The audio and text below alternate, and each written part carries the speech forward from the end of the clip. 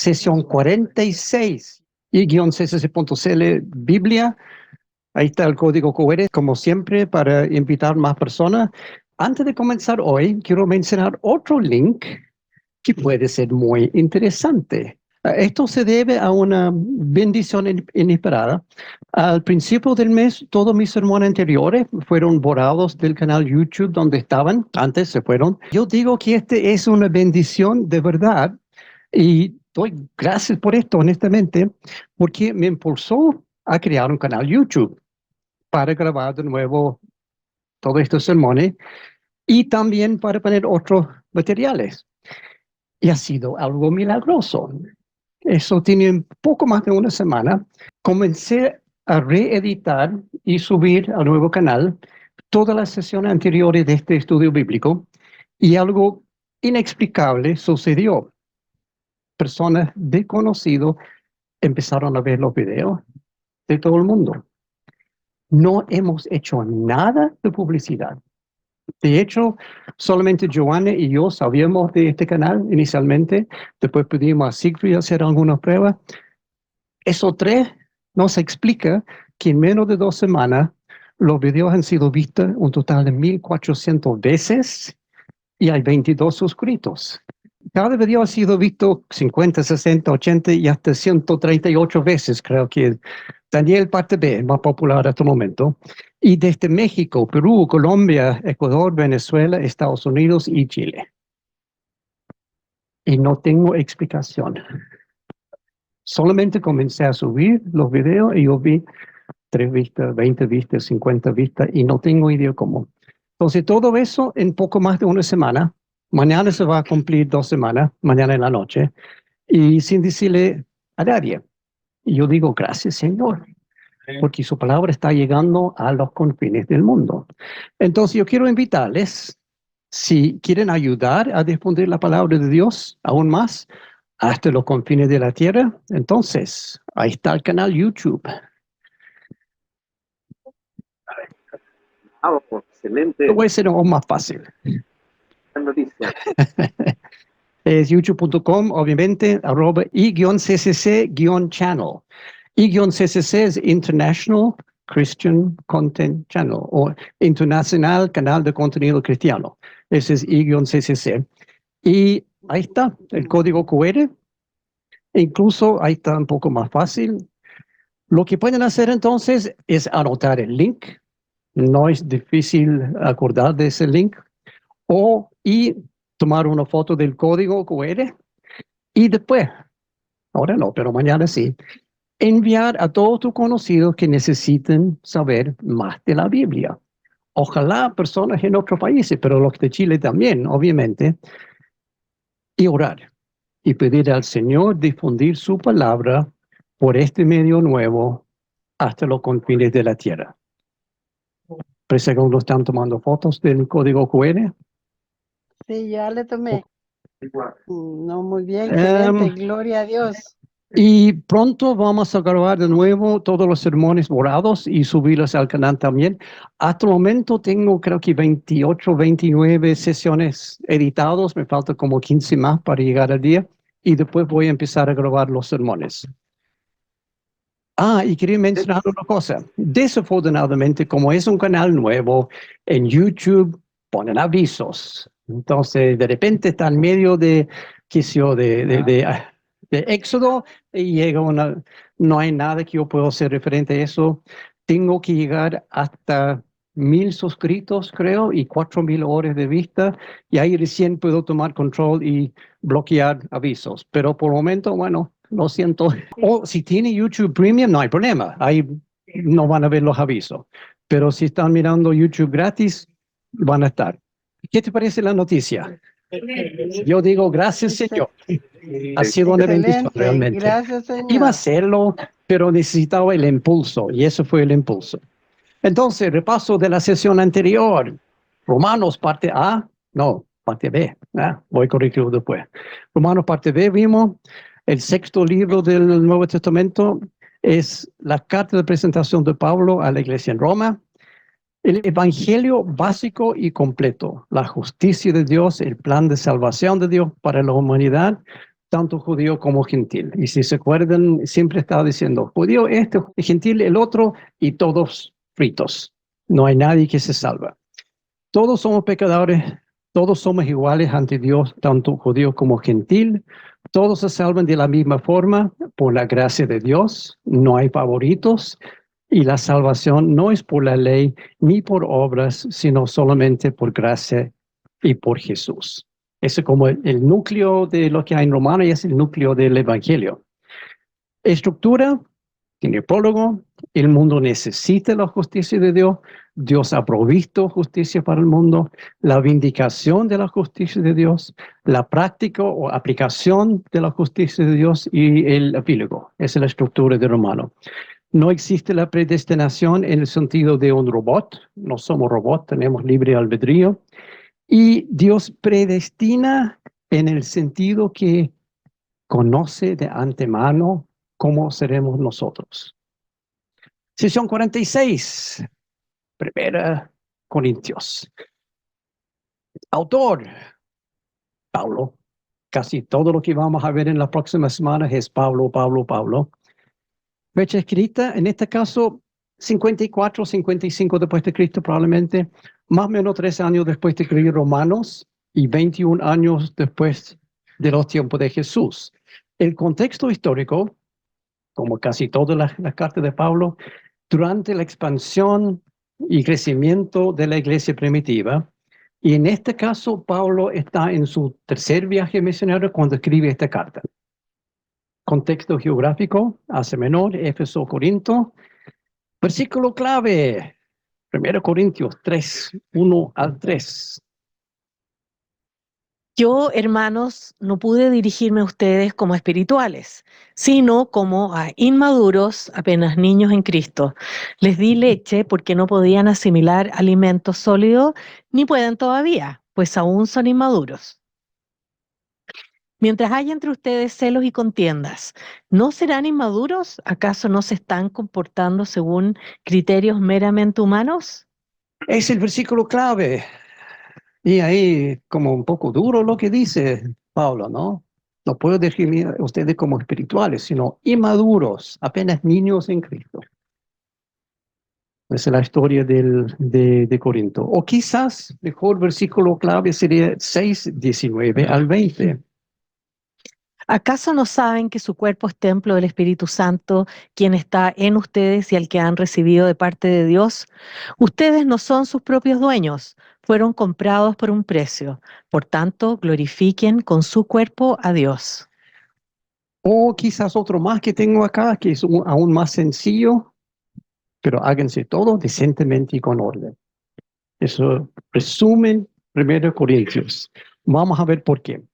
Tema principal aquí, bueno, inmoralidad, falta de ética, libertinaje, el abuso de libertad, líderes soberbios, divisiones, falta de amor cristiano, doctrina falsa, santificación, decoro en la iglesia, orgullo, falta de santidad y un montón más. Como se nota, esta iglesia tiene algunos problemas. Propósito, corregir varios problemas graves en la iglesia de Corinto en moralidad, doctrina, ofrendas, comportamiento y otras cosas. Tal como implica el nombre del libro, Pablo escribe esta carta a la iglesia en Corinto, por ende se llama Corintios. Y es la iglesia perfecta, humanamente hablando. Hicieron todo por la carne, pensando en sí mismo, enfocados en hacer lo que cada uno quería hacer. Parece que en los cultos cada uno podría hacer exactamente lo que quería, sin que nadie más dijo nada. Qué entrete, ¿no? Tener un culto así. Pero espiritualmente, moralmente, éticamente y muchos otros mentes es un desastre absoluto esta iglesia. Perdieron por completo su enfoque en Jesús, en evangelizar y en predicar el arrepentimiento y la salvación. Y eso es la base de una iglesia. Toda iglesia debe de tener esa base, pero ellos no. Para entender la iglesia, es importante entender primero el contexto de la iglesia, o sea, la ciudad donde reside esta iglesia. Ahí tenemos un mapa de Grecia, tan inglés, desafortunadamente, pero creo que se entiende, ¿no? Aquí, este es Corinto, aquí tenemos Atenas. Y Corinto es una ciudad en el centro de Grecia, en medio de un istmo muy delgado entre dos mares, de apenas 7 kilómetros de ancho. Aquí está. O sea, mar por acá, y aquí hay un pequeño trozo de tierra y en medio de esta tierra está la ciudad de Corinto. Existe un canal que une los mares, permitiendo el pasar de barcos para ocultar la distancia. Ahí tenemos una vista aérea, porque si no fuera por esto, era mucho más difícil los barcos que lleguen acá y quieren llegar al norte, tienen que hacer toda la vuelta por acá. Y lo mismo los que quieren llegar acá. Entonces, este canal aquí en Corinto, muy útil, porque pueden pasar barcos. Barcos bastante grandes.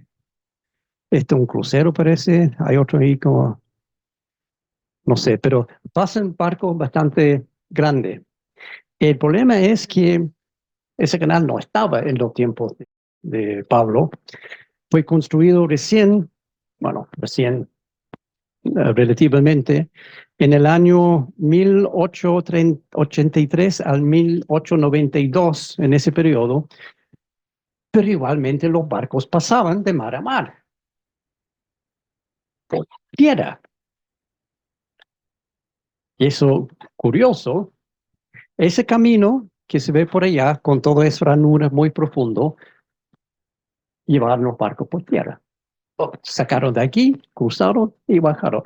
Por eso había puesto en las pistas para hoy, ¿puedo llegar a la iglesia en mi barco por carretera? En esos tiempos, sí, probablemente. Los barcos chicos eran sacados del agua y llevados por el camino de Olcos. Todavía existe algunos trozos que han quedado en este momento. Obviamente el canal que tienen ahora borró mucho de eso, pero hay algunos trocitos todavía. Y los barcos más grandes se descargaban en un extremo, subieron su carga a carros y lo fueron empujando los 7 kilómetros al otro lado y cargaron en otro barco. Entonces, eso fue la forma de cruzar el istmo de Corinto.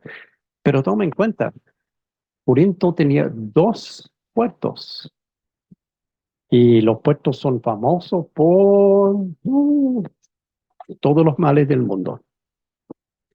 Por lo tanto, en el tiempo de Pablo, Corinto era una ciudad muy importante en el comercio, era rica, próspera y muy cosmopolita. Tenía población de entre 600,000 y 800,000 en ese tiempo, por lo tanto era ciudad enorme. Y Corinto era la capital de la provincia romana de Acaya. Muchas veces en la Biblia hay menciones de Acaya, que Pablo quería ir a Acaya a hacer esto y salió de Acaya y se fue a Acaya. Bueno, esta provincia, el capital es Corinto. Ese es Corinto, lo poco que queda hoy en día. No se ve muy bien en esa foto, pero esto fue como el camino central, como Alameda de la ciudad. Y aquí tiendas y todo el resto de la ciudad, casas. Y la ciudad siempre está llena de marineros y comerciantes, porque obviamente no fue solamente cruce de mar en mar, sino tenía caminos en tierra para llevar cosas de ida y vuelta. Era muy famoso, muy grande. Tenía templos a varios dioses griegos, romanos y egipcios, una buena mezcla, incluyendo el templo de la diosa Afrodita, que tenía sus 1,000 sacerdotisas, o sea, prostitutas. Es el rumor. Voy a hablar un poco más de eso después. Pero está lleno de una mezcla de todo, pero en base al comercio. Eso es lo que queda hoy en día del templo de Afrodita. Tenía fama de inmoralidad. Incluso en esa época, llamar a alguien Corinto era un insulto vulgar. No, esa persona es tan Corinto por su cosa. Es como decir, en lo más bajo de lo más bajo. Era un insulto grave. Y en las obras de teatro de ese tiempo, los corintios siempre se presentaban como borrachos. Si quiere tener una obra y necesitaba tener un borracho, entonces tiene que pintarlo como corintio para que la gente sepa. Entonces ese era el tipo de reputación que tenía la ciudad. Es una dibujo artística de cómo era probablemente en los tiempos de Pablo, en solamente una parte, obviamente era mucho más grande la ciudad, pero esta es la parte donde tenía un templo de, no me acuerdo quién era ese templo. Entonces es la ciudad donde está basado Corintios. Y mucho de este libro está relacionado con todo esto. Borrachos, inmoralidad, etcétera, etcétera. En el año 51, Pablo había plantado una iglesia en Corinto, uno de los primeros que plantó. Hechos 18, 1 al 11 y después 18. Después de esto, Pablo se marchó de Atenas y se fue a Corinto. Ahí se encontró con un judío llamado Aquila, natural del Ponto, y con su esposa Priscila. Hacía poco habían llegado de Italia porque Claudio había mandado que todos los judíos fueran expulsados de Roma.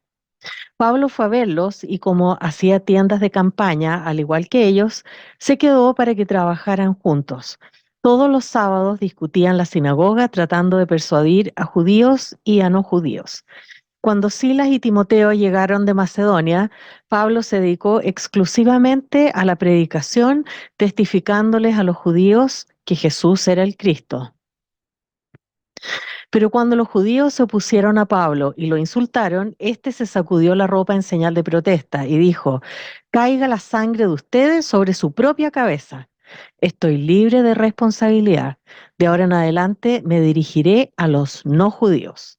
Entonces Pablo salió de la sinagoga y se fue a la casa de un tal Ticio Justo, que adoraba a Dios y que vivía al lado de la sinagoga. Crispo, el jefe de la sinagoga, creyó en el Señor con toda su familia. También creyeron y fueron bautizados muchos de los corintios que oyeron a Pablo. Una noche el Señor dijo a Pablo en una visión: «No tengas miedo, sigue hablando y no te calles, pues estoy contigo. Aunque te ataquen, no voy a dejar que nadie te haga daño, porque tengo mucha gente en esta ciudad».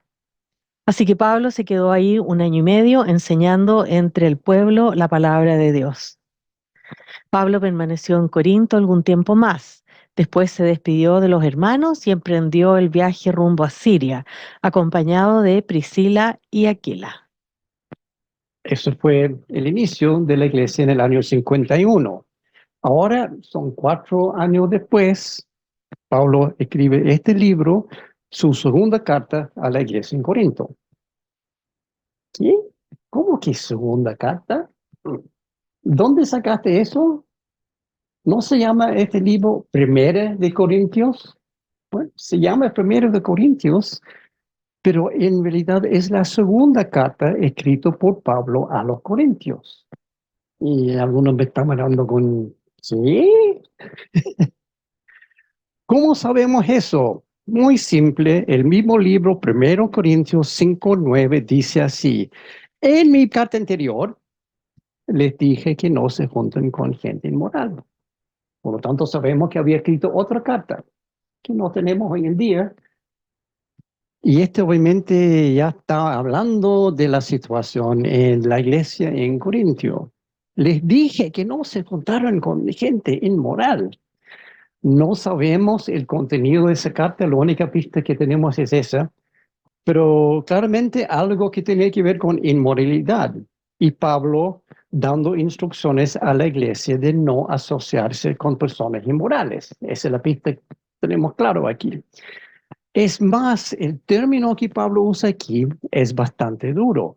Gente inmoral, nosotros decimos, ok, gente inmoral, pero en otra traducción dice fornicarios, gente que practica inmoralidad sexual. En algunas traducciones de la Biblia dice eso. Personas que se entregan al pecado sexual, personas que tienen relaciones sexuales prohibidas y quienes se entregan a la prostitución. Esas son traducciones más precisas de lo que está aquí en la NBI como gente inmoral.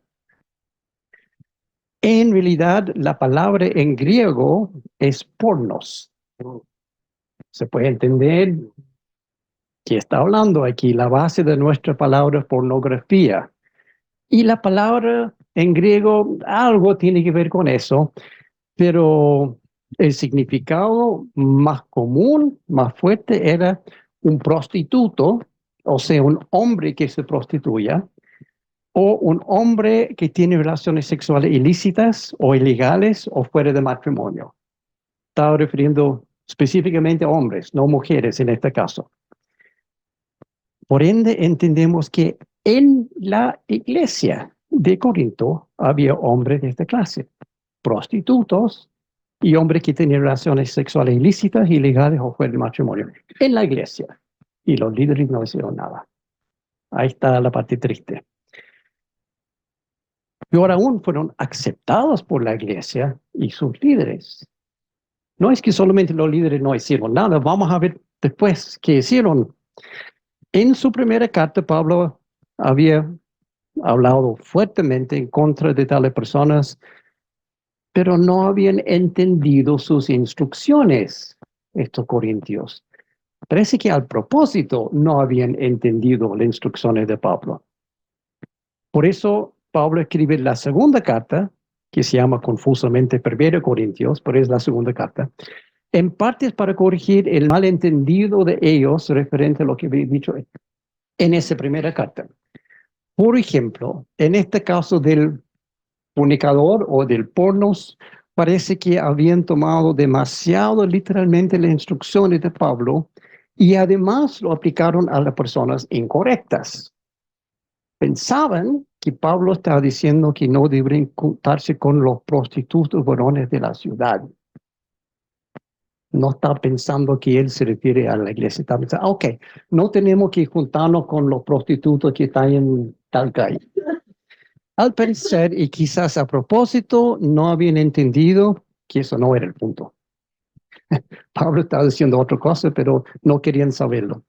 Por ende, Pablo debe escribir esta segunda carta para aclarar. Y bueno, esa carta, como mencioné recién, no hay registro de esa primera carta, solamente la pista que tenemos que Pablo dice que había escrito otro. Por la pregunta que viene de vuelta, podemos entender de qué se trataba. Gran parte de esta segunda carta es para corregir los malentendidos, aclarando lo que él quería decir en esa primera carta. Por ejemplo, 1 Corintios 5, 9 en adelante. En mi carta anterior les dije que no se juntaran con gente inmoral.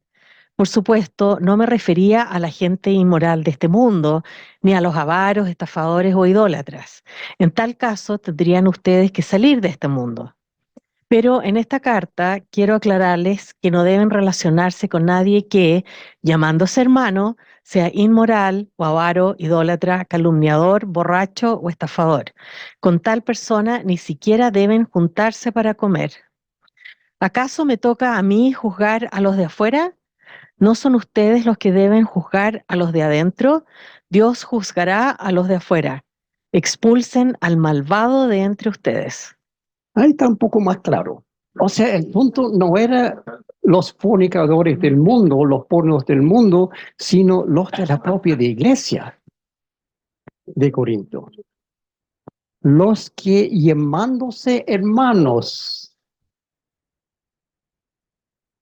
También tuve que aclarar que tampoco son los prostitutos solamente. Había usado esa palabra, sí, pero él se refiere a los hermanos que sean inmoral, avaro, idólatra, calumniador, borracho, estafador, y se puede ir agregando y agregando. Dado a entender que habían varios así en la iglesia. O sea, borrachos, calumniadores, estafadores, parte de la congregación. Punto seguida, Pablo dejó muy claro lo que deberían hacer con tales personas inmorales en la iglesia. Los que se dicen hermanos expulsan al malvado de entre ustedes.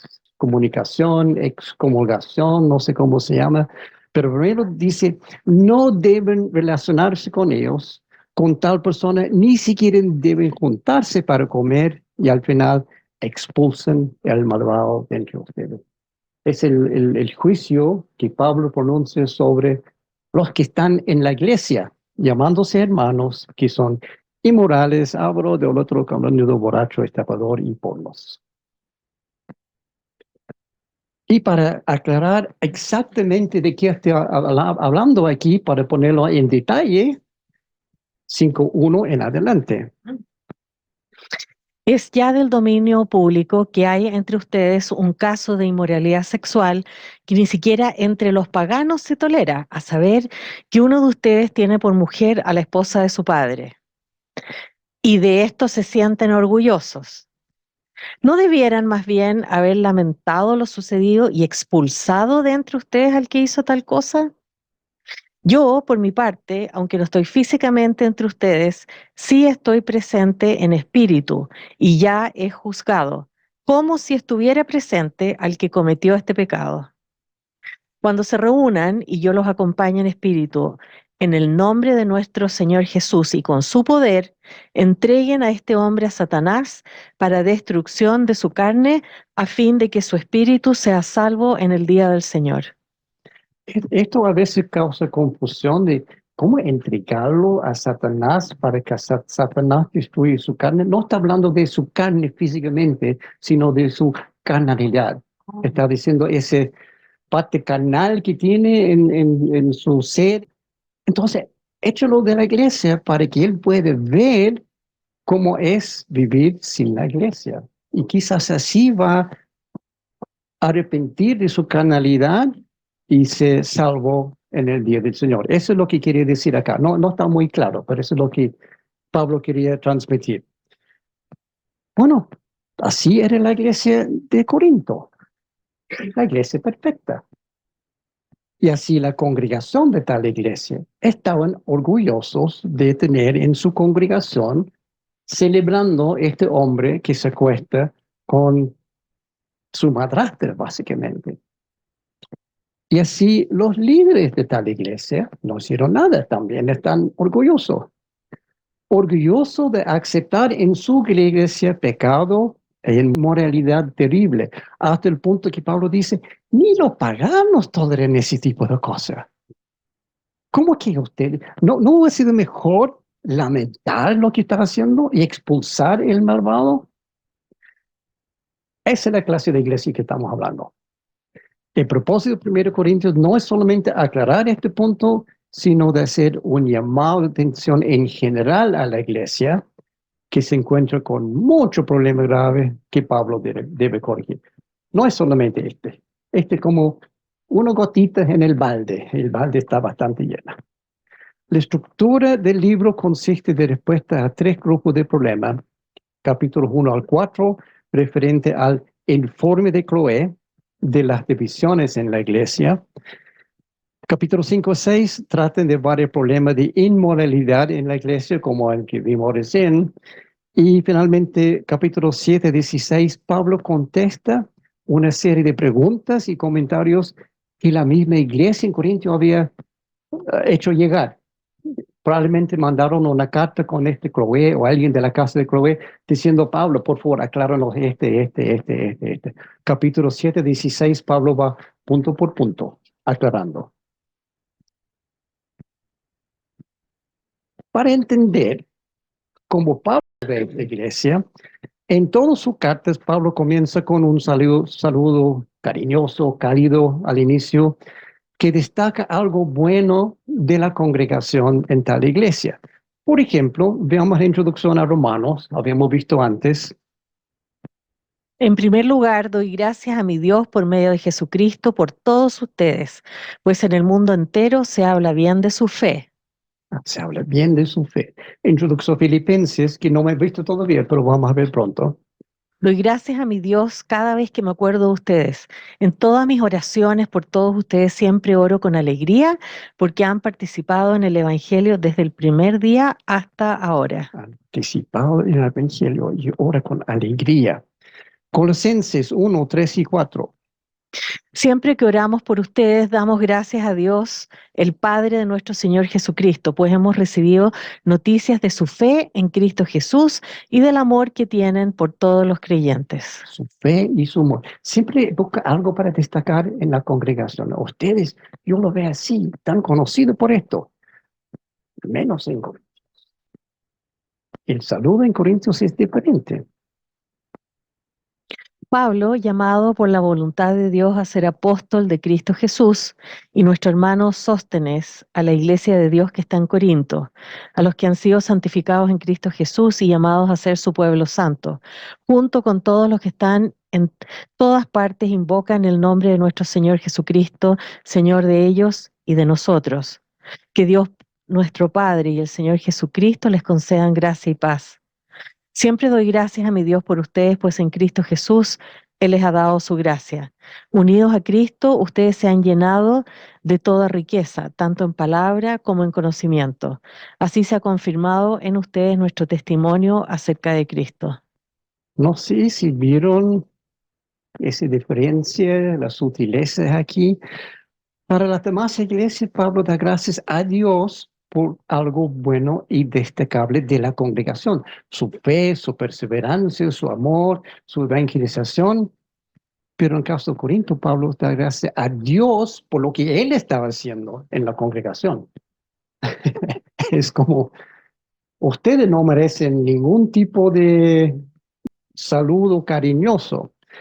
Quizás Pablo no pudo pensar en nada bueno y destacable que la iglesia de Corinto estuviera haciendo. Probablemente por eso. Y la razón de este saludo frío queda claro al leer el libro entero, porque se nota que realmente es así. No hay nada bueno en la iglesia.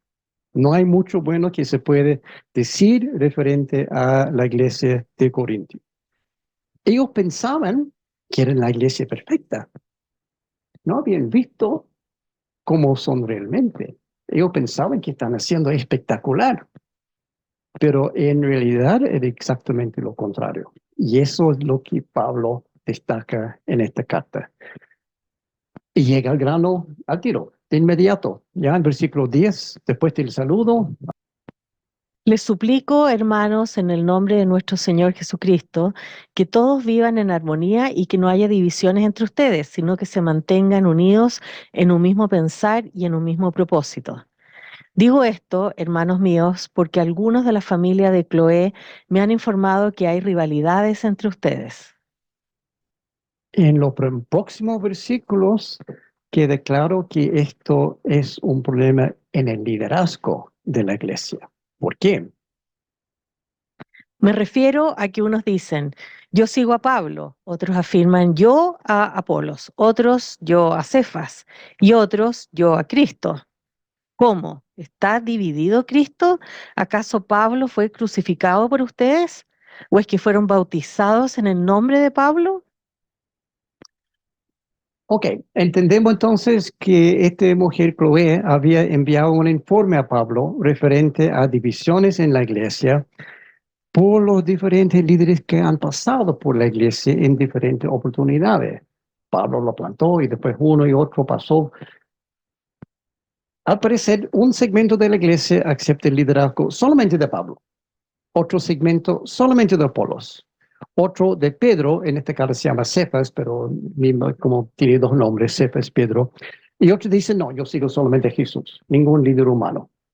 Divisiones. Esta iglesia fue fundada por líderes fuertes.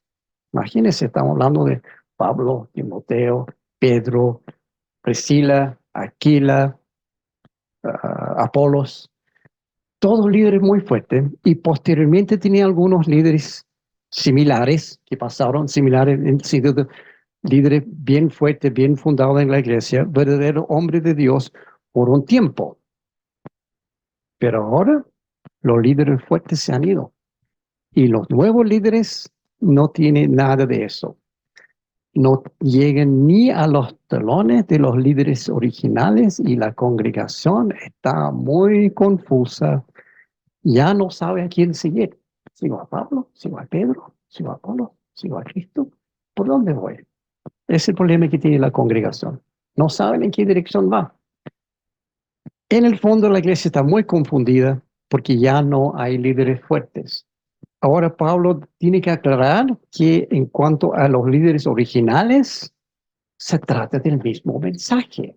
No es que seguir a Pedro o a Pablo o a Cefas o el otro es diferente. No hay desacuerdo. Pablo, Apolo, Pedro y los otros estaban 100% de acuerdo. Enseñaban exactamente lo mismo. Pablo dice que la iglesia debe vivir en armonía, sin divisiones, porque en realidad todos son seguidores de Jesús. Es interesante que Pablo no mencione los líderes actuales de la iglesia.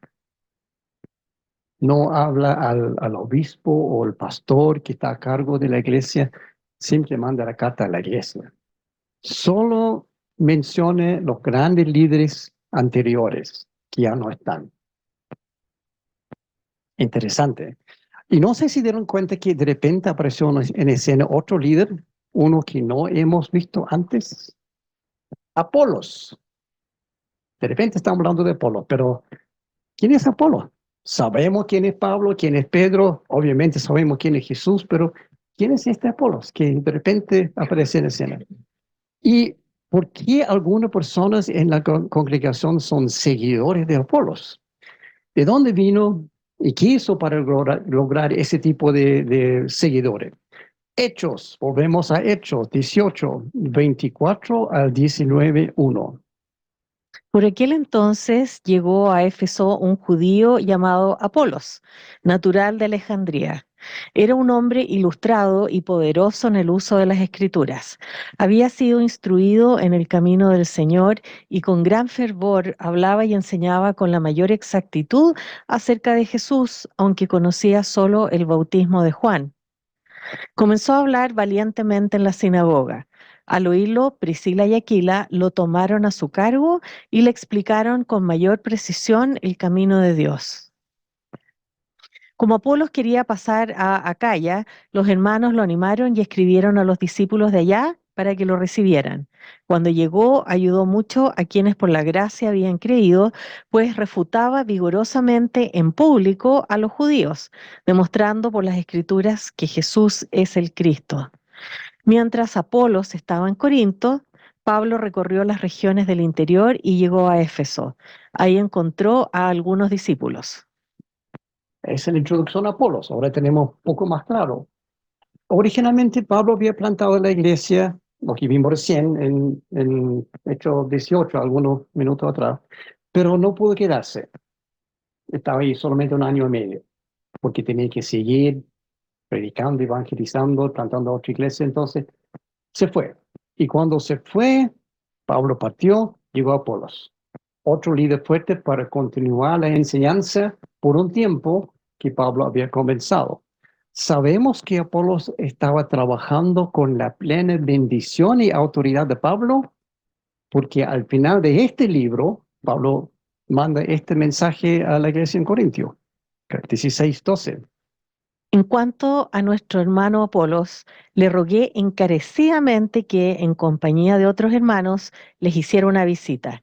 No quiso de ninguna manera ir ahora, pero lo hará cuando se le presente la oportunidad. O sea, al final de este libro, Pablo dice a Pablo, por favor, anda, vuelve a Corinto. Y él dice, no, no, no quiero. Y después digo, ok, cuando puedo voy, pero ahora no. Tenemos claro que había una relación muy cercana entre Apolos y Pablo, que Pablo quería mandar a Apolos de nuevo para arreglar la situación. Entonces, no es que Pablo y Apolos están predicando cosas diferentes. No había razón por esa división. Después de la partida, Apolos surgieron estas divisiones. Él se fue y la cosa empezó a desmoronarse. Referente al liderazgo, y ahora Pablo debe corregir el error. Lo que hace aquí es establecer que estos líderes estaban haciendo el mismo trabajo. Y era ridículo que algunos siguieran a Apolos, otro Pablo, otro Pedro, cuando en realidad todos estaban verdaderamente enseñando lo mismo, estaban ahí por Dios. Ahora Pablo debe poner orden, mostrando que la iglesia no es de ningún hombre, ni Apolos, ni Pablo, ni Pedro, ni nadie, sino de Dios. Pablo quiere que todos sigan a Jesús porque es Jesús quien fue crucificado. Y en Jesús están bautizando a los hermanos. Corintios 3, 1 al 11, este es un poco más largo, pero aquí tenemos lo medular de esta cosa de las divisiones en la iglesia. Yo, hermanos, no pude dirigirme a ustedes como a espirituales, sino como a inmaduros, apenas niños en Cristo. Les di leche porque no podían asimilar alimentos sólidos, ni pueden todavía, pues aún son inmaduros. Mientras haya entre ustedes celos y contiendas, ¿no serán inmaduros? ¿Acaso no se están comportando según criterios meramente humanos?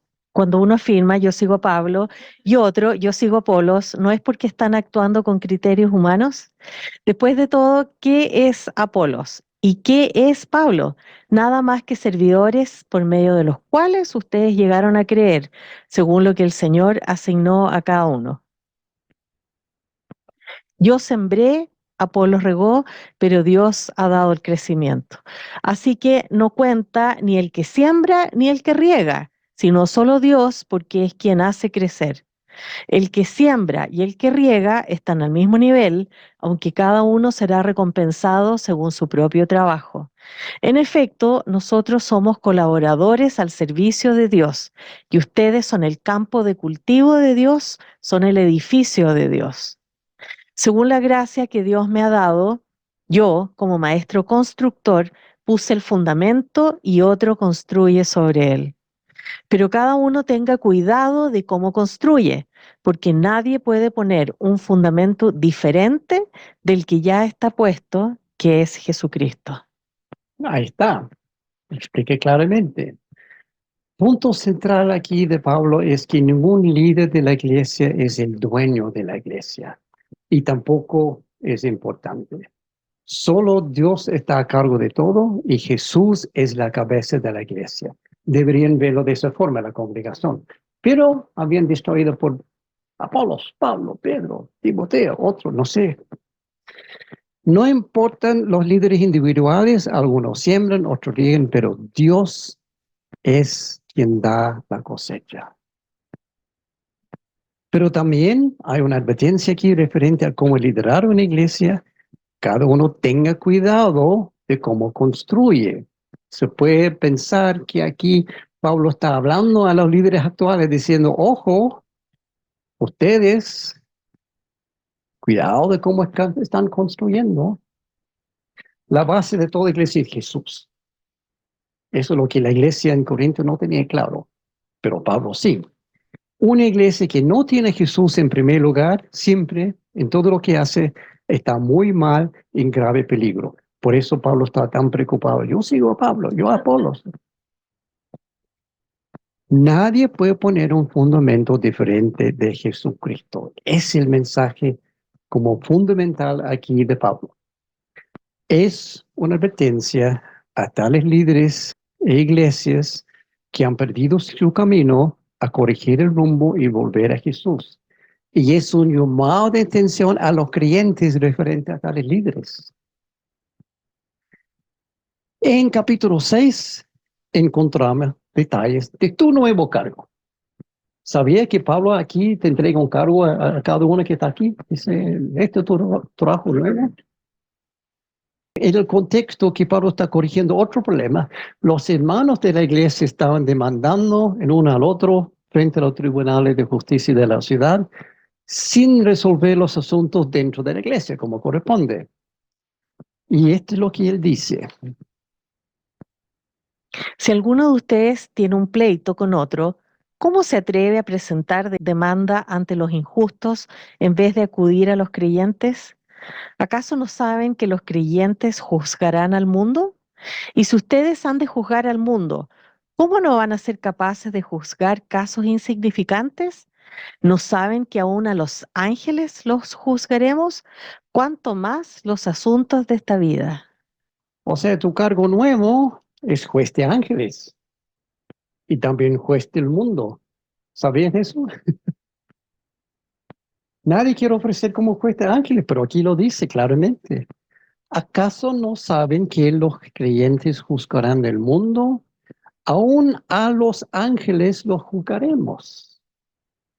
¡Wow! Nuestra responsabilidad en el cielo va a ser muy interesante. Yo tengo la impresión que aquí Pablo no está hablando de los ángeles que están en el cielo, sino los que están en otra parte, los ángeles caídos, los demonios. Ellos los vamos a juzgar. No me imagino a nosotros juzgando ángeles.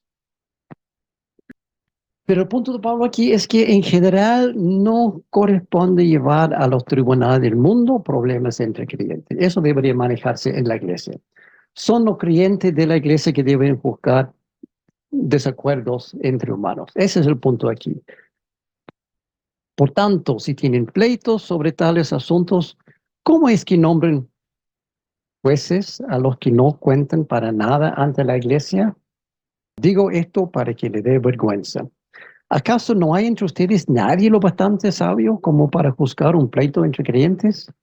Al contrario, un hermano demanda a otro, y eso ante los incrédulos. Pablo está enojado aquí. ¿Cómo se atreven a llevar esto a los tribunales de justicia del pueblo? Nada que ver.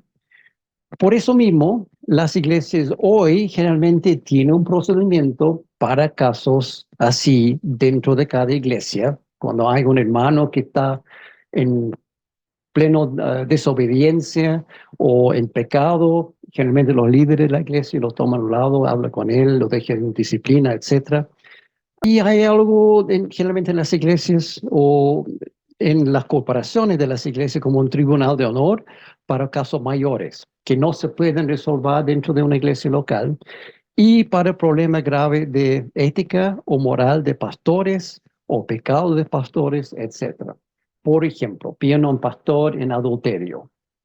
En la iglesia local no lo van a juzgar. Lo van a llevar al tribunal de honor de esa corporación que consiste de varios pastores de mucha experiencia y ellos van a encargarse de juzgar a ese pastor que está pegado. Ese está bien, está correcto.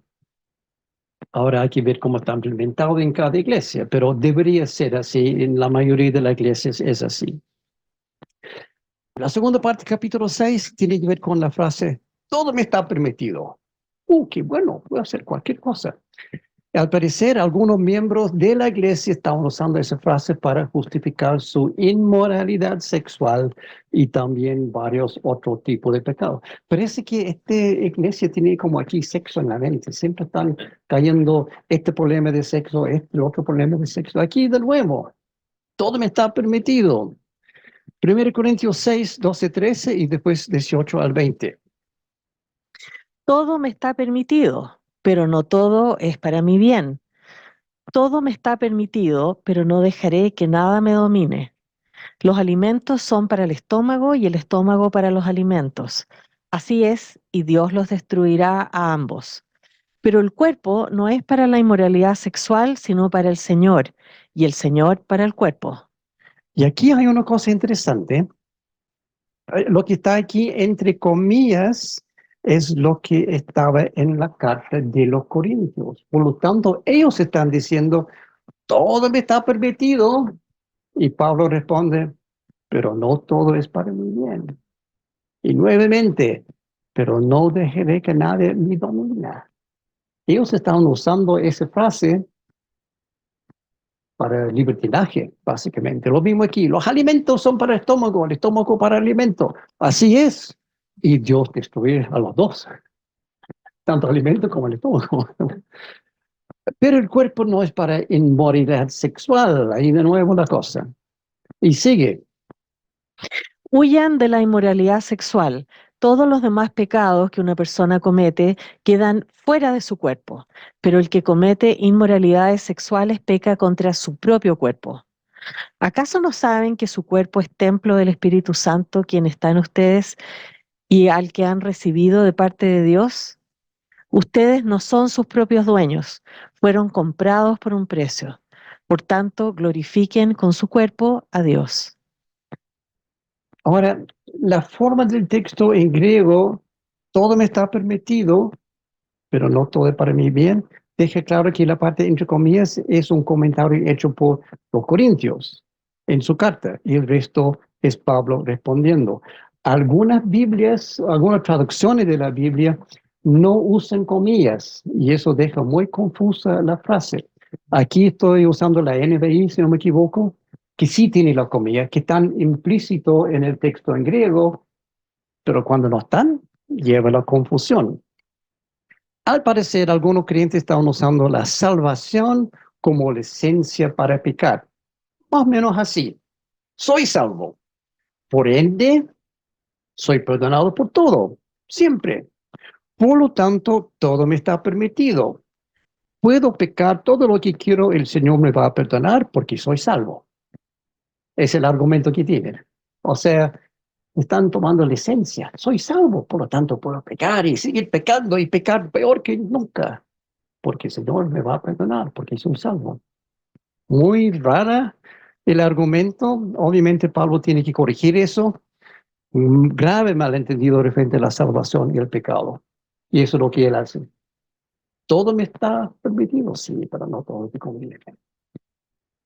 El resto del libro, Pablo contesta las preguntas, una serie de preguntas y comentarios planteados por la iglesia en Corinto.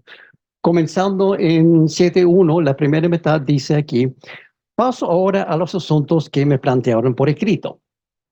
Está claro, de este momento en adelante está haciendo eso, está contestando lo que habían preguntado.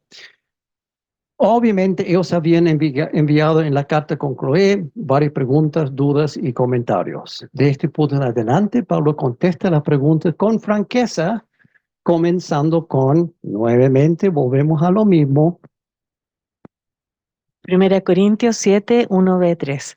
Es mejor no tener relaciones sexuales. Es el comentario de los Corintios. Y Pablo responde, Pero en vista de tanta inmoralidad, cada hombre debe tener su propia esposa y cada mujer su propio esposo. El hombre debe cumplir su deber conyugal con su esposa e igualmente la mujer con su esposo. La mujer ya no tiene derecho sobre su propio cuerpo, sino su esposo. Tampoco el hombre tiene derecho sobre su propio cuerpo, sino su esposa. No se nieguen el uno al otro, a no ser de común acuerdo y solo por un tiempo para dedicarse a la oración. No tarden en volver a unirse nuevamente, de lo contrario, pueden caer en tentación de Satanás por falta de dominio propio. nuevamente, esa fijación en el sexo que tiene el Corintio, pero Pablo tiene que corregirlo. Claramente, Pablo no tiene temor en contestar cualquier pregunta y responder en detalle, como respondió aquí. En los próximos capítulos, Pablo debe tocar varias preguntas y otros temas, algunos graves. En este caso, habían dicho, no hay que tener sexo.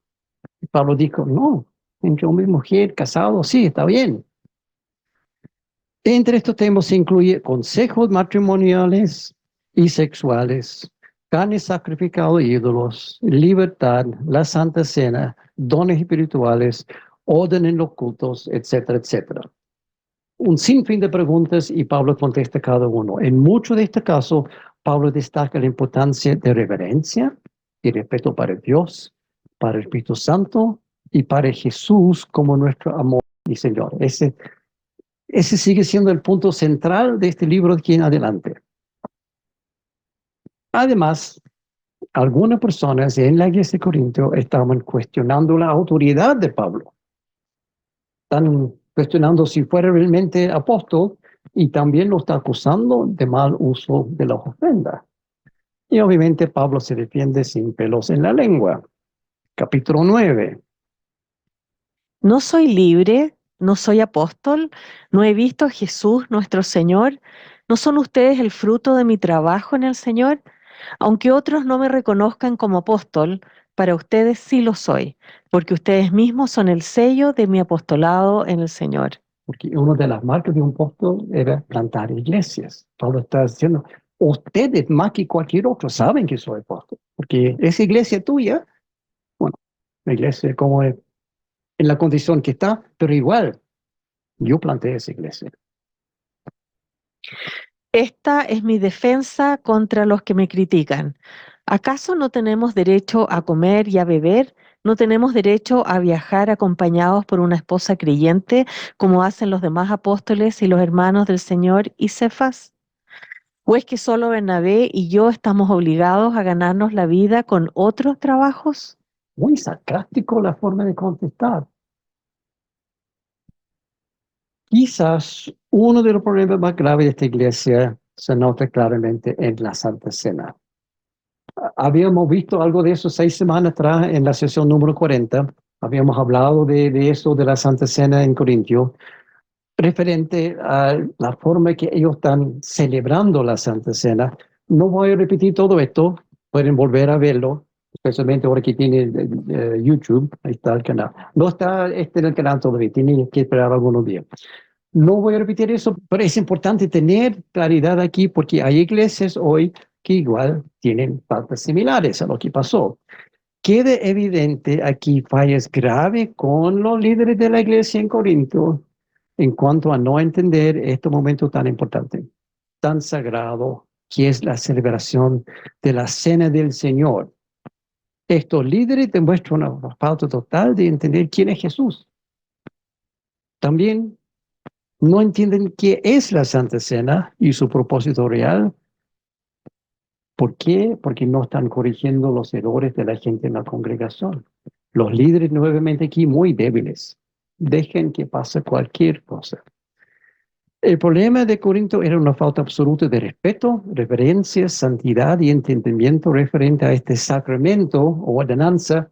Algunas iglesias lo llaman un sacramento, en otros es ordenanza porque es ordenado por el Señor, tiene que hacer esto, y es la cena del Señor. Para corregirlo, Pablo comienza primero identificando el problema. 1 Corintios 11:17. Al darles las siguientes instrucciones, no puedo elogiarlos ya que sus reuniones traen más perjuicio que beneficio. De hecho, cuando se reúnen, ya no es para comer la cena del Señor, porque cada uno se adelanta a comer su propia cena, de manera que unos se quedan con hambre mientras otros se emborrachan. ¿Qué les diré? ¿Voy a elogiarlos por esto? Claro que no. ¿Están emborrachándose en la Santa Cena? Obviamente tenía copa de vino un poco más grande de lo que servimos nosotros en iglesias hoy en día. Pero imagínense, es impensable que alguien va a la Santa Cena para emborracharse. Pero eso fue normal en la iglesia y los líderes no hicieron nada. Básicamente estaban enfocados en ellos mismos, en disfrutar la comida y el vino y no están enfocados en el Señor. Para corregir, Pablo escribe el texto conocido de cómo hacerlo correctamente, bien conocido, 1 Corintios 11, 23 al 26.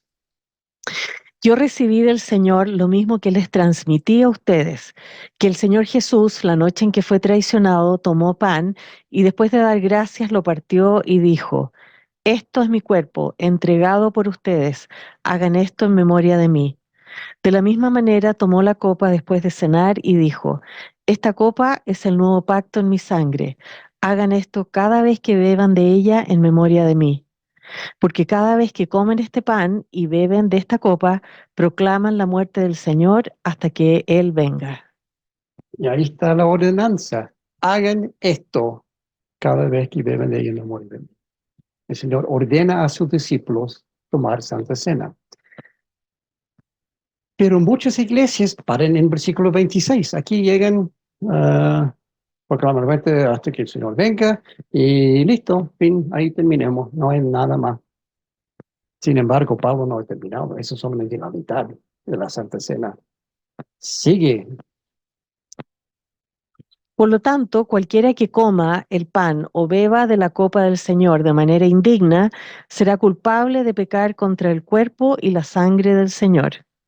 Así que cada uno debe examinarse a sí mismo antes de comer el pan y beber de la copa. Porque el que come y bebe sin discernir el cuerpo, come y bebe su propia condena. Por eso hay entre ustedes muchos débiles y enfermos, e incluso varios han muerto. Si nos examináramos a nosotros mismos, no se nos juzgaría, pero si nos juzga el Señor, nos disciplina para que no seamos condenados con el mundo. Es interesante que Pablo dice aquí Por eso entre ustedes hay débiles y enfermos. Interesante, ¿no? Está hablando de la Santa Cena y la falta de reconocer el cuerpo del Señor, la falta de darle la dignidad y el respeto y la reverencia y el honor.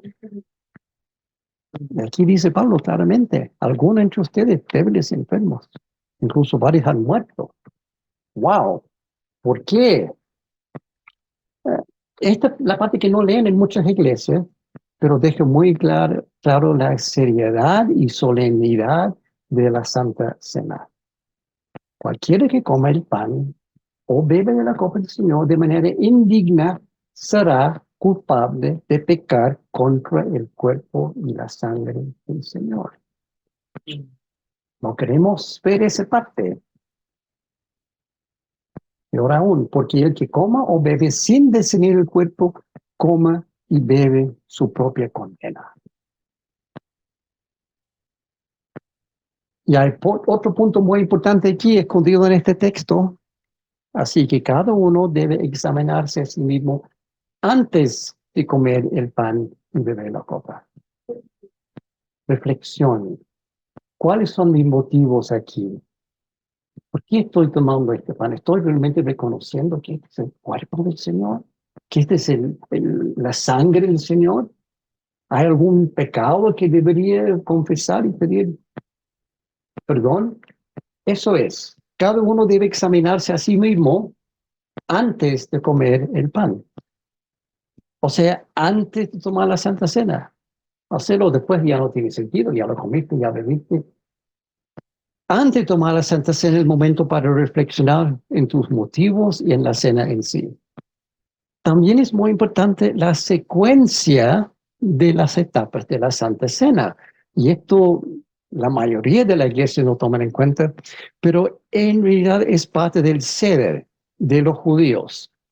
Es una comida solemne que incluye 5 copas, 6 trozos de comida servido en un plato especial, diferente tipo de pan y varias oraciones y discursos en una ceremonia completa y rígida. El ser de los judíos es lo que nosotros llamamos la cena de Pascua. Tienen ese plato especial y en cada lugar del plato va un pequeño trozo de comida. Y hay 5 copas que se toman en diferentes lugares. Todo es simbólico de la salida de Egipto en el Éxodo. Y la secuencia es crítica. No se puede tomar este y después aquí y acá en forma aleatoria. Hay una secuencia.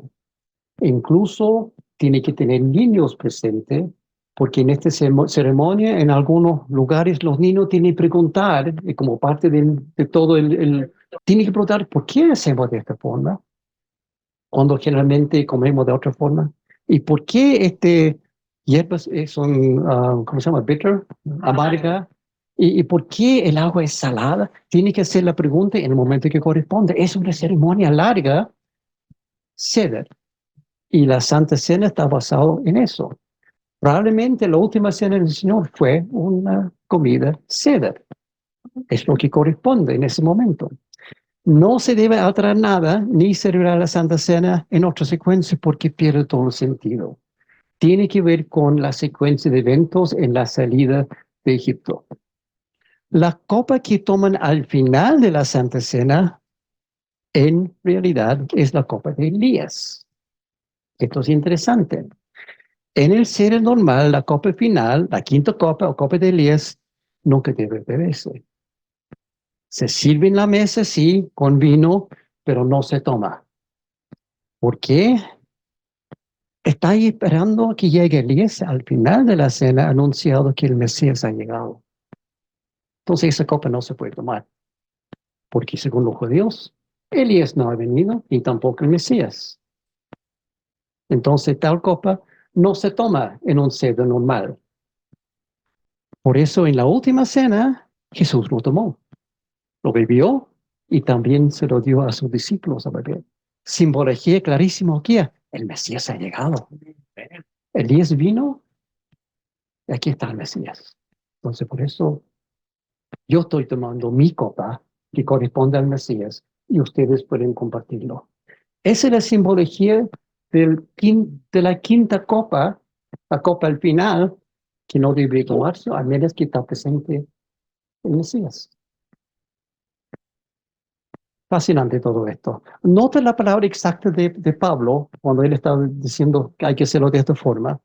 No dice que después de cenar Jesús tomó una copa, sino tomó la copa después de cenar, porque así se llama, la copa después de cenar.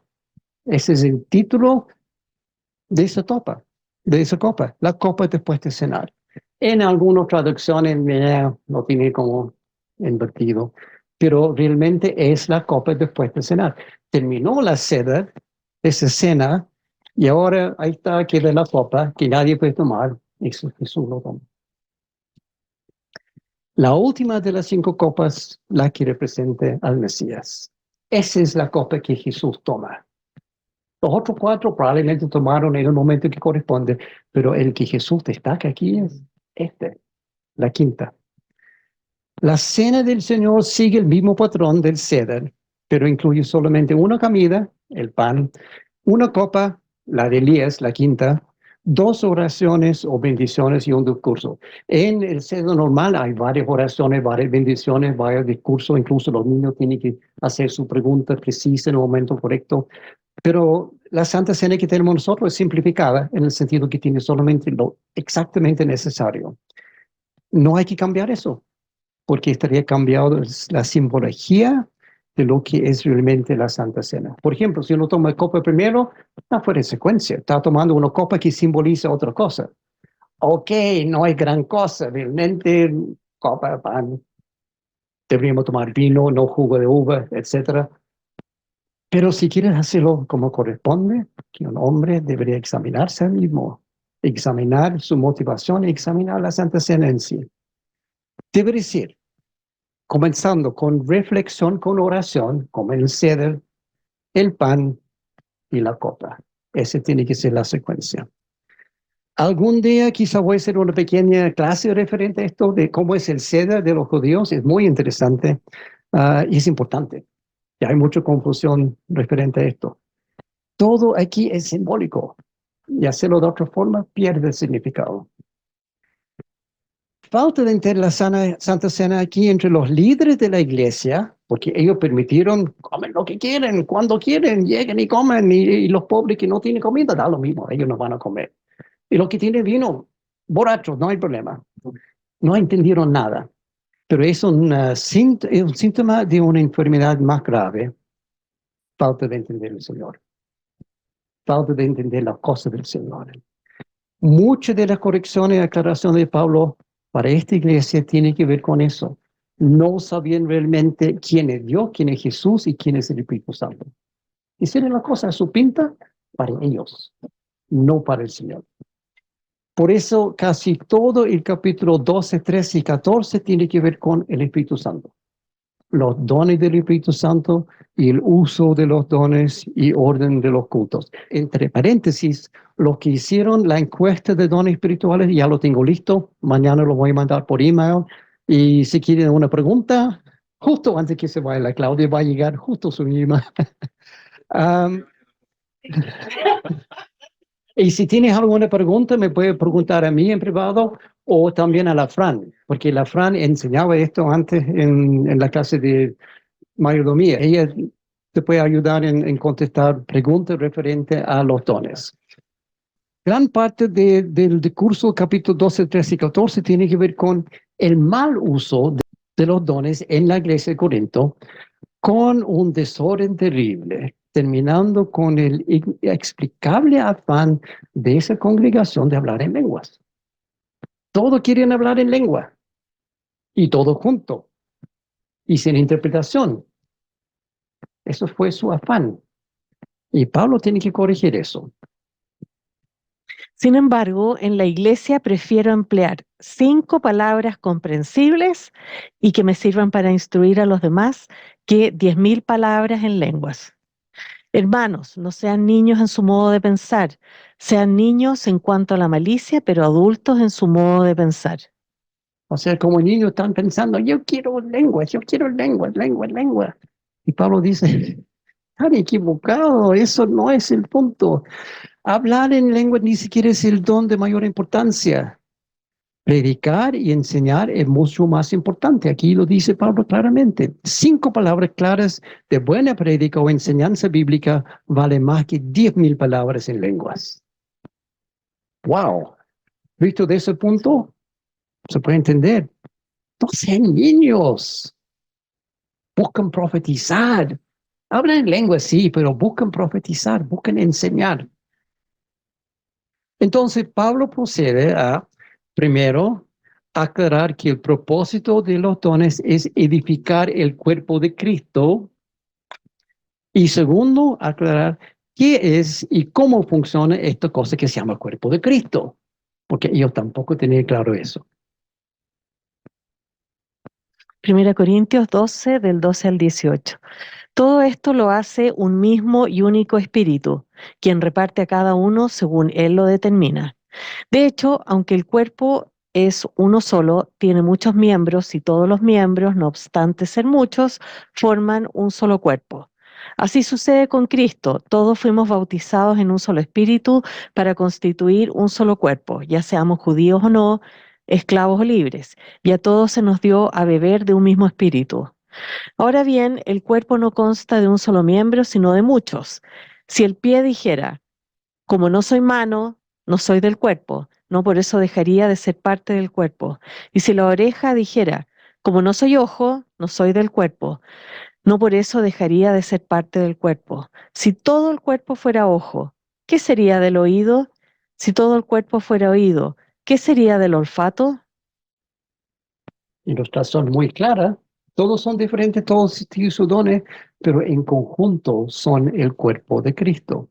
¿Y por qué tanto énfasis en de las partes del cuerpo? ¿Por qué no pensó Pablo en otra cosa, sino las partes de una mesa o la parte de un edificio? ¿Por qué un cuerpo? Bueno, como suele ser Pablo, aquí está usando una situación local de la misma ciudad que sería muy familiar, muy conocido para la gente en la iglesia en Corinto. En la ciudad había un templo de Asclepios, creo que estoy pronunciando bien, no lo tengo claro, quizás es Asclepios, pero Asclepio para mí, el dios griego de la salud y de la sanación. Ahí está, lo que queda del templo de Asclepio hoy en día. En su momento era una construcción grande. Para ser sanada, uno podría ir al templo y hacer los ritos que tenía entre los sacerdotes de esa diosa, o dios creo que era. Pero si no, podría ir personalmente, podría enviar un modelo hecho en greda de su problema para colgar fuera del templo. Si tenía un problema con tu brazo, tiene que ser un modelo de tu brazo, mandarlo con alguien al templo, ahí lo van a colgar fuera del templo. Problema de mano, de cabeza, de oreja, de lo que sea.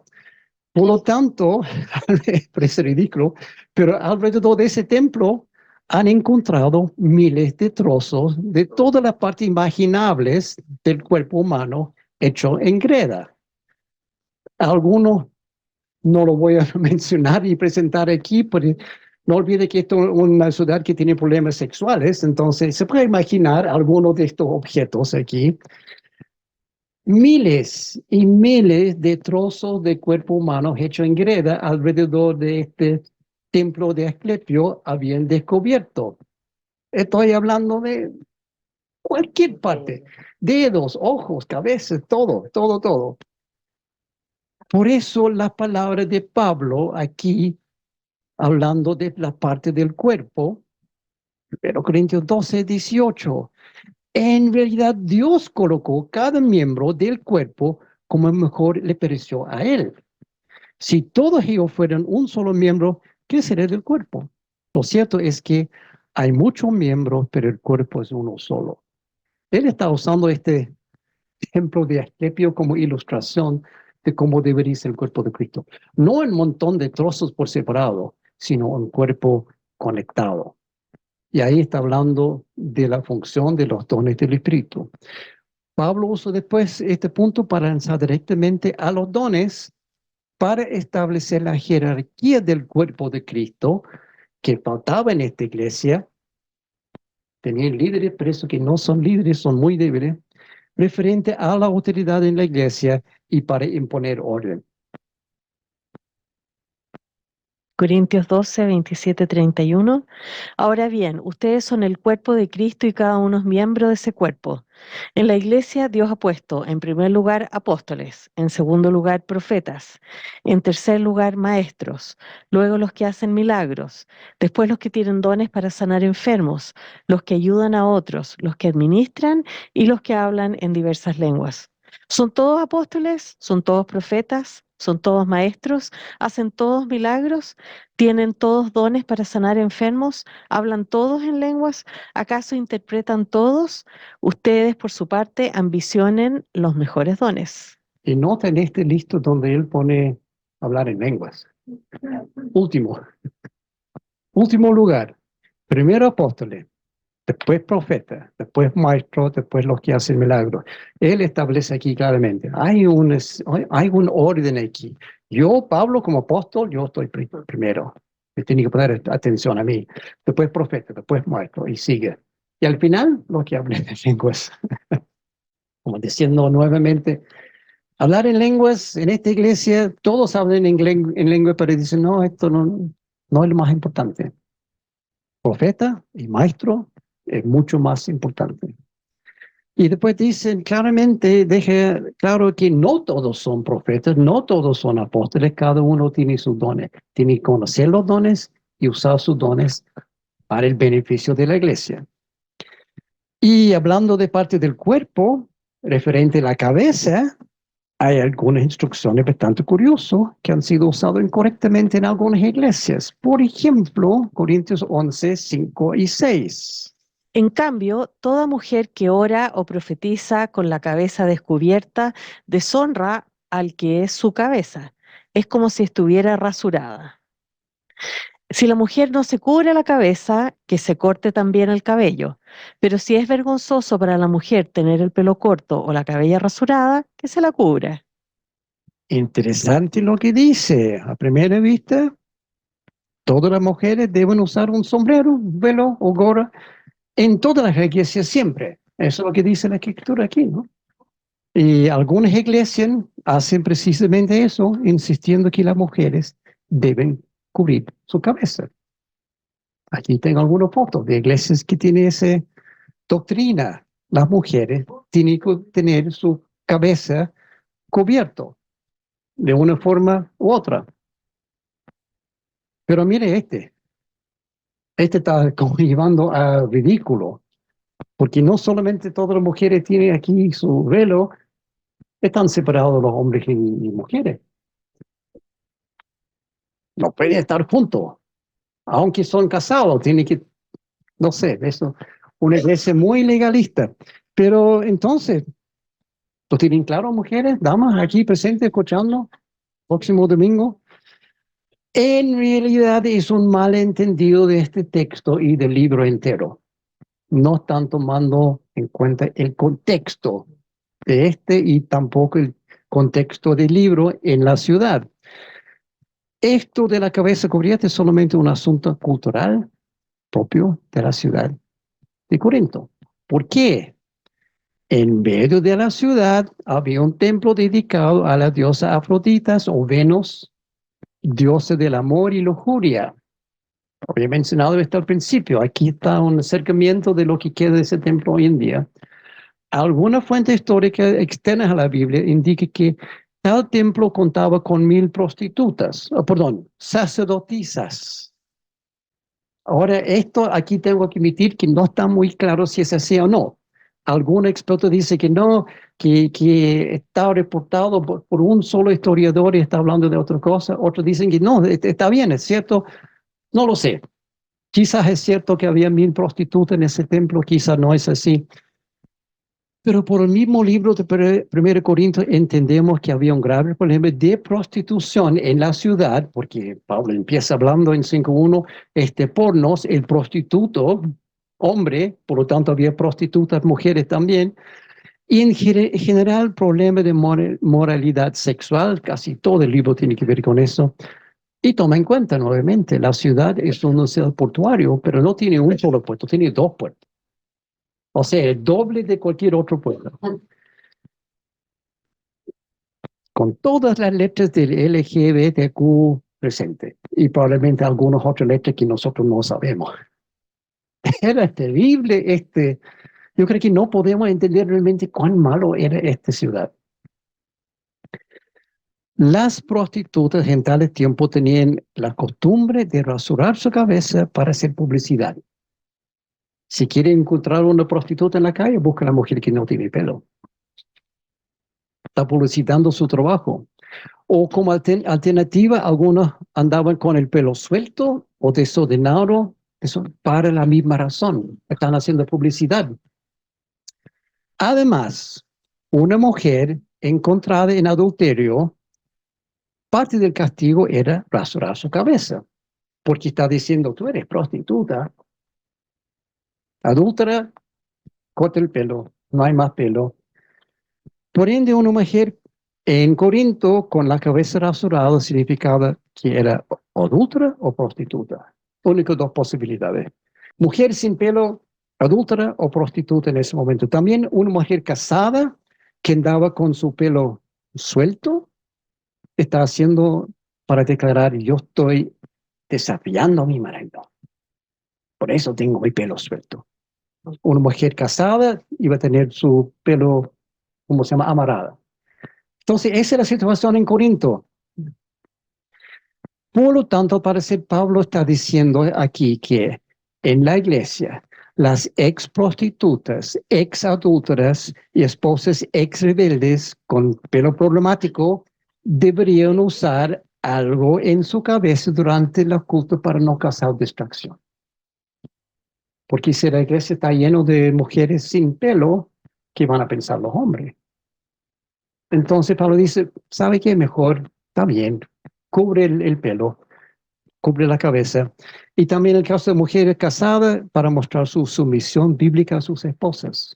Si tienen el pelo desordenado, podría tapar la cabeza para mostrar. Y todas las mujeres están aquí mirando el espejo. Todas deben hacer eso hasta que su pelo se recupere. Eso es lo que está diciendo Pablo aquí. O sea, esto es netamente cultural para la iglesia en Corinto.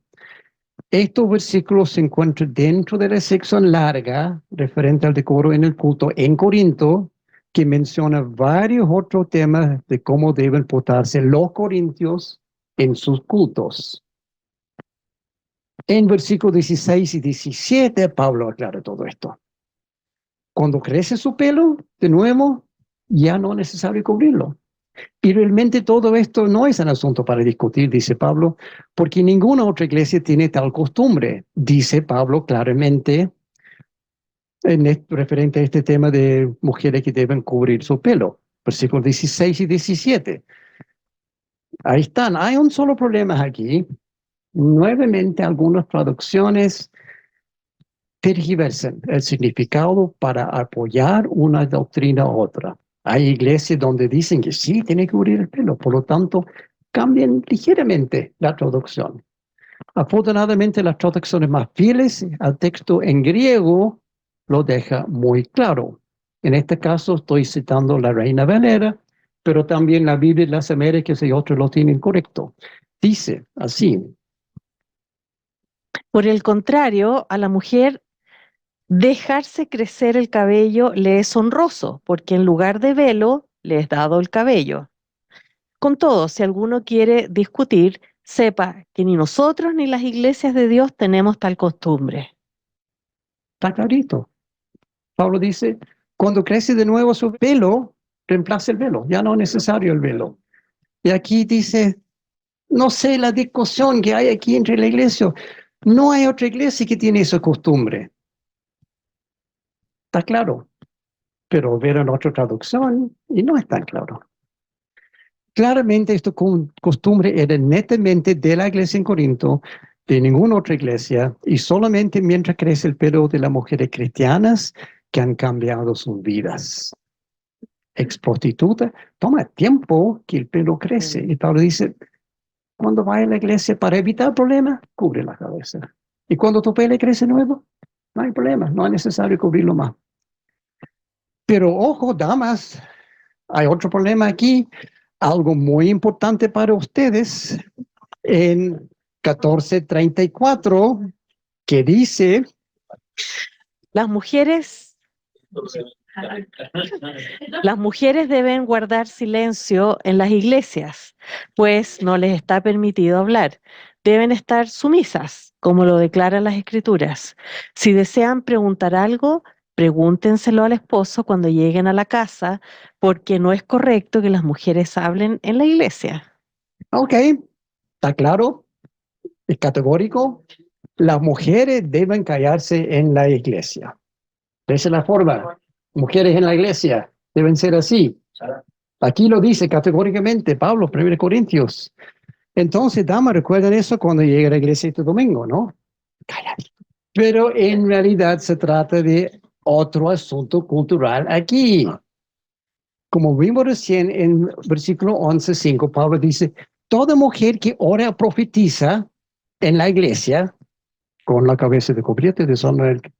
O sea, está diciendo, las mujeres van a orar y van a profetizar en la iglesia, pero después dice que no pueden hablar, no pueden profetizar, no pueden hablar, ni siquiera pueden abrir la boca en la iglesia. Entonces, hay un problema aquí. Si es así, Pablo está contradiciendo a sí mismo de un capítulo al otro. Además, decir que las mujeres no pueden hablar en la iglesia o el templo contradice a Joel 2:28, Salmo 150, versículo 1 y 6, Hechos 2:18 y varios más. Yo hice un listado de como 20 versículos que dicen las mujeres están hablando en el templo. O si Pablo dice que no pueden hablar en la iglesia, está contradiciendo mucho de la Biblia. Afortunadamente no es así. Y la mujer dijo, puedo hablar. Sí, puedes hablar. Claramente es una mala interpretación y en realidad es otra entre comillas. ¿Por qué? No olvide que en esta sección de la carta Pablo está contestando preguntas y comentarios de los corintios. Alguna Biblia tiene las preguntas en comillas, otros no la tienen.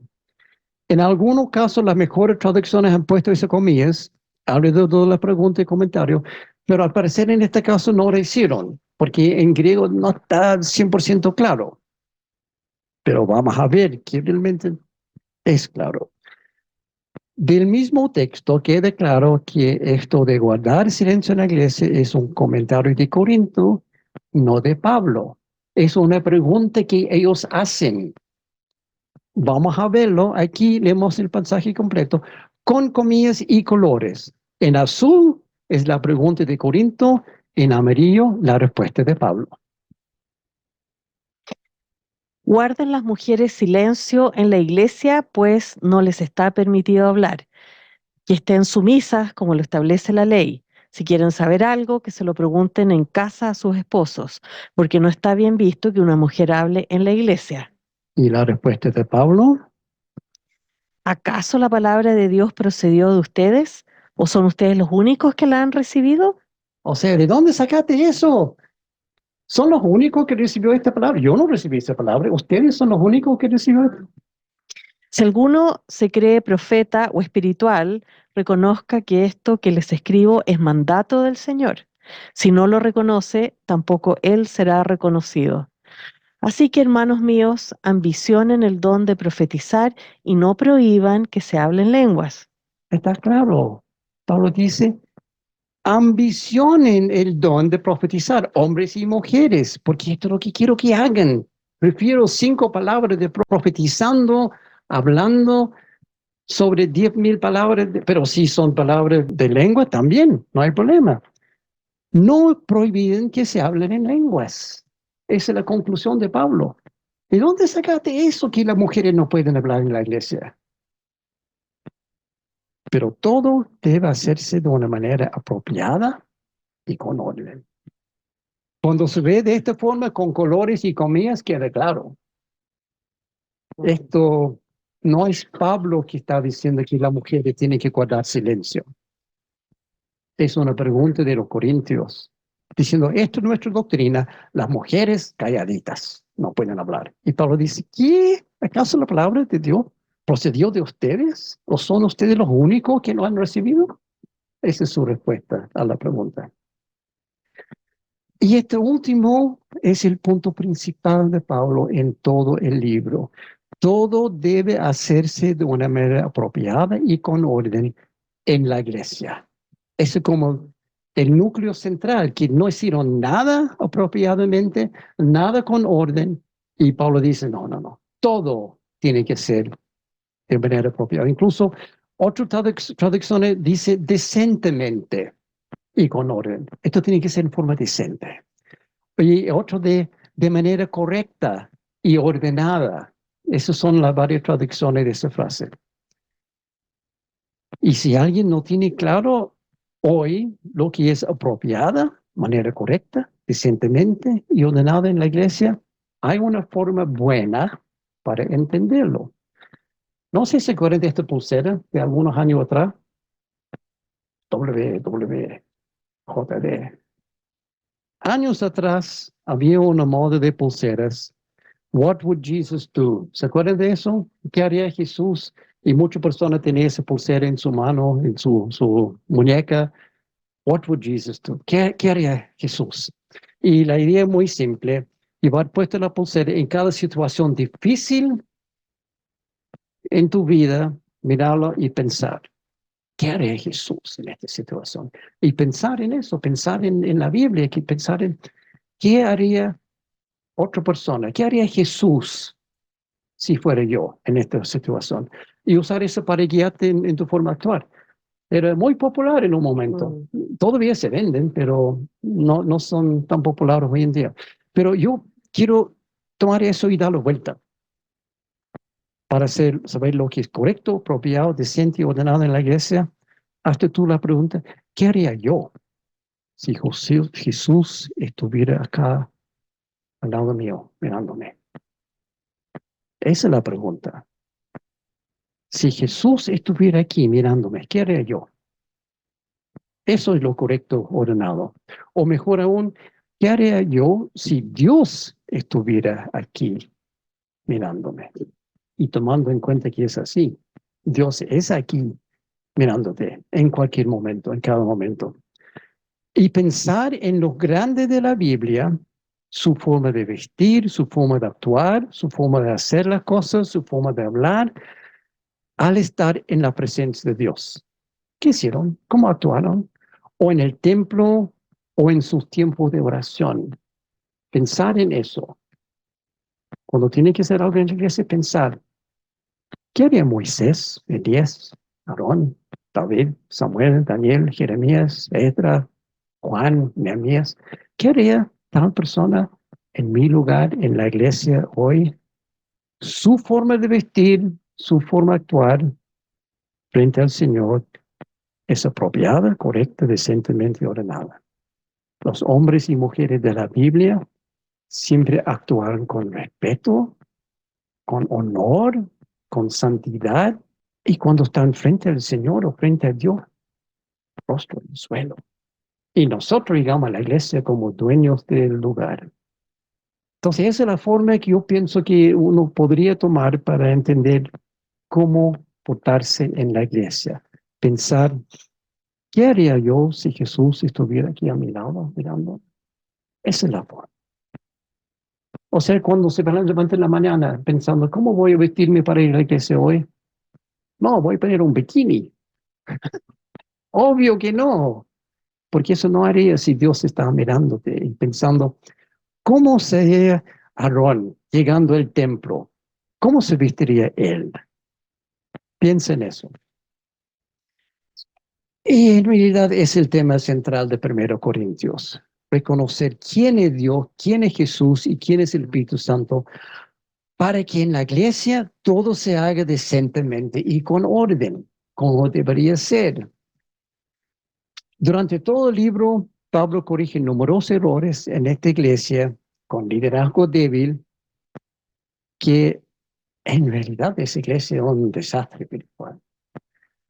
Pero también Pablo no olvida lo más importante: enseñar de nuevo el evangelio a esta iglesia perdida en su forma más simple, porque parece que ellos Hasta el Evangelio no tenía claro. Entonces Pablo tiene que recordarles de una forma muy simple. Capítulo 15, 1 al 8.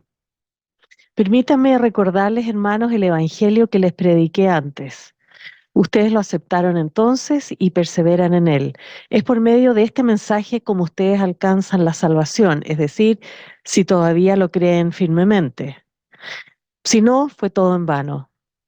Lo primero que hice fue transmitirles lo que me enseñaron, que Cristo murió por nuestros pecados de acuerdo con las Escrituras, que fue sepultado y que al tercer día se levantó de la tumba según las Escrituras. Lo más básico. Evangelio en 3 líneas. Pero aquí dice, si todavía le creen firmemente, esto es lo que deben tener, pero si no, todo es malo. Si no creen en esto, entonces no sé qué estoy haciendo aquí, dice Pablo. Estoy perdiendo mi tiempo. Pero sigue después. Que se le apareció a Cefas y más tarde a los 12. Después apareció a más de 500 cristianos a la vez, la mayoría de los cuales vive todavía, aunque algunos han muerto ya. Luego se le apareció a Jacobo y después a todos los apóstoles. Y por último, como a uno que había nacido fuera de tiempo, se me apareció a mí. Pablo diciendo, yo también vi al Señor. Yo conocí al Señor. Pablo termina este capítulo 15, que realmente probablemente lo más importante, con una declaración clara, precisa y maravillosa referente a nuestro futuro. Y ya lo vimos algunas semanas atrás, parte de eso, pero es mucho más largo, mucho más importante la parte que no vimos antes. 15, 50 al 58.